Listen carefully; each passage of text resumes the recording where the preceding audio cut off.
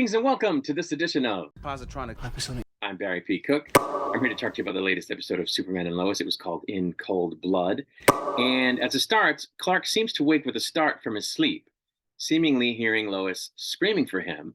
And he bolts out of bed, flies above the world trying to find out where she is. And as he's then flying through a city, presumably Metropolis, he seems to be witnessing crazy destruction of buildings and streets and all kinds of stuff. But he can't seem to find Lois until he sees her across the street from him, as the Daily Planet building is about to crumble down on top of her. And he manages to save her at the last moment. But of course, this was a dream.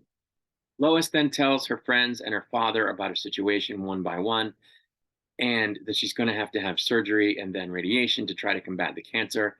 And we learn that there isn't anything at the fortress, any Kryptonian technology, that can help her. It turns out that the boys made a whole bunch of food for Lois for breakfast because they heard that chemo can make you lose your sense of taste. So they just made a bunch of stuff, hoping she'd find something she could still taste and enjoy as she prepares for her first chemo. John, meanwhile, installs a high-tech security thing at Lana's house. Lois then gets deep in the weeds working on a story and forgets to go to chemo. But when her coworker finds out, she's pissed and she says, okay, well, you're going to reschedule it now and I'm going to watch you do it. Meanwhile, the kids encourage Jonathan to tell his girlfriend what happened at the party, which he tries to do, but doesn't actually end up doing because he's interrupted by her father. The kids also decide that they want to give Lois a gift to show her that they care, and Nat decides on a watch that her mother had given her, to which she would add engravings of all their names, which doesn't exactly sit well with John right away. Once again, we find Clark having the dream of the destruction in Metropolis that Lois is trapped in, but this time he fails to save her before she's crushed. Clark then goes with Lois to her chemo, but while he's there, has to run off to deal with a mudslide in Nepal, which she encourages him to go ahead and do. She then skips out on her chemo again to follow a lead in the story. Kyle goes snooping around Lana's office to find out the circumstances surrounding why John put in a new security system for her, and she hands him his hat because he basically was just snooping. Speaking of snooping, while snooping around a medical facility that's fallen into apparent disuse, Lois and her colleague discover a room full of what would appear to be harvested blood as the people harvesting the blood enter the building. They then discover that they can't use Lois's Superman call bracelet because of something about the freezer that they're in where they found the blood. When Jonathan's truck goes missing, after his girlfriend's dad had previously taken an interest in it, he's suspected of stealing it.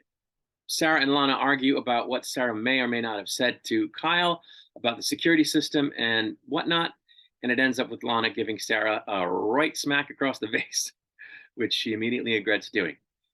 Nat, Jonathan, and Jordan take it upon themselves to go after Jonathan's truck, which I guess also contains the watch because Jordan had left it in the truck, so now they need to get the watch back. When the criminals open their vault and find Lois there, and she steps out, her colleague pushes the call button. Superman soon arrives and is able to make it so Lois and her colleague can get away, but then he has to fight the bad guys, and it seems like one of them has a blaster that is a kryptonite weapon. Meanwhile, the kids break into a garage where the stolen truck is being kept, and between Nat and her supersuit and Jordan and his powers, a path is cleared for Jonathan to get to his truck and take it back. John then ends up having to show up in his steel suit to save Superman from the kryptonite weapon, but then the bad guy torches the building. Clark and Lois then have it out about her behavior, and she explains that she's trying to keep busy because she can't stop thinking about chemo and cancer otherwise. And she breaks down about how she's scared for what's going to happen between now and the time she eventually beats it in terms of her ability to function the way she normally would while undergoing treatment. It turns out that the blood that was being stored at the warehouse was all Superman's, which would explain how they're giving people powers, but how the hell did they get Superman's blood? And never mind so much of it. That I have to get an explanation for. Lana then makes a tearful apology to Sarah for slapping her, and Chrissy visits Kyle at the diner, and they commiserate about their various interpersonal and familial relationship problems before they decide to hang out at Chrissy's place, but don't actually get to do so because Sarah shows up and is upset. The kids then show up to give Lois the watch, accompanied by John and the General, and they all see her off to her chemo, this time for real. And that's where the episode ended. So this is a really, really, really good television show. It really is. The human drama, the family drama that they've got going on in this show is just excellent stuff. I've been saying this since day one, but it's still weird to me that there's so much of it on a Superman show to the point of it's the the stuff that deals with the kids, like not just the kids in the relationship with the parents, but the kids interpersonally between themselves. It's great. I love it. It's just weird having it in a Superman show that you would think would just be about all the adults. But somehow, this is the best CW show, this best CW superhero show they've ever had by quite a bit. And the fact is, the other shows didn't have that. It was all the adults. So I don't know. They it's like they hit on the perfect thing. It's like I keep saying, Party of Five or One Tree Hill or Dawson's Creek with Superman. So I don't know. I just continue to like it, even though I keep saying there's not enough Superman. The one thing about this episode I'm going to say that I didn't like, and I'm hoping it gets tamped down for the rest of the season, though I don't think it's going to. I think it's going to get bumped up, is the cancer thing.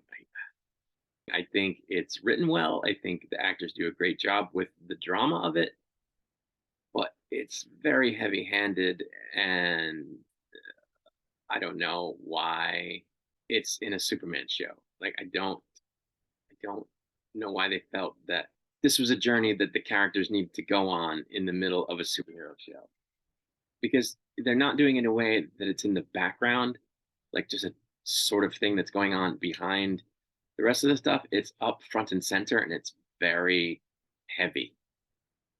So I don't know, why did they pick this particular thing? It just seems so out of place and too serious of a real life thing to be in this superhero show. I don't know. Maybe I'll end up liking it, but right now it's kind of rubbing me the wrong way that they're throwing this in the middle of this Superman show. I don't know. We'll see how it goes. That's all I have to say about this episode. I will be back to review the next one once it's released. I'm going to get out of here for now. Until I return, I wish you peace and long life.